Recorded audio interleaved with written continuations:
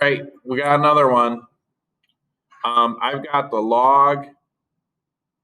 log base 3 of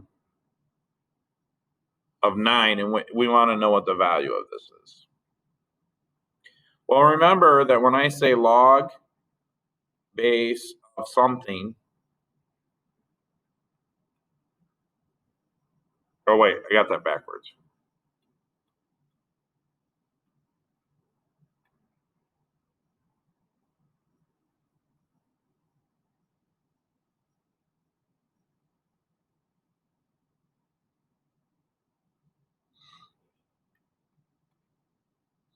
This is the same as b raised to the x equals m. So we just want to identify these different parts, right? So this is the b. So b equals 3. And oh, I see why I'm confused. I wrote the wrong variable. This is the x. Actually, no, that's the m. That's the confusing part. This is supposed to be m. And this is supposed to be x. This is not the most common convention, so that's what's confusing Mr. Adams, but that's okay. We know that m is equal to 9. So now if I write this in exponential form, I'm going to say 3 raised to the x equals 9. Well, I mean, this is a pretty easy thing to do, but I know that x equals 2, right? X equals 2. How do I know that? Because 3 squared does equal 9, right?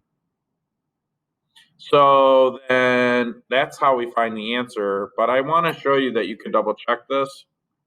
This is kind of cool. See this little log button? This is on the Google calculator. I've got a video that I could post on my website how to enter in logs in one of these fancy calculators.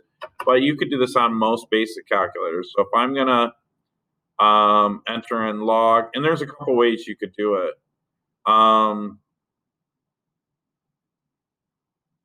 What the log only does a log base 10. Was that a log base 10? So you could do this. Remember, we did this too. We said that this is the same as log base 9 over log base 3, right?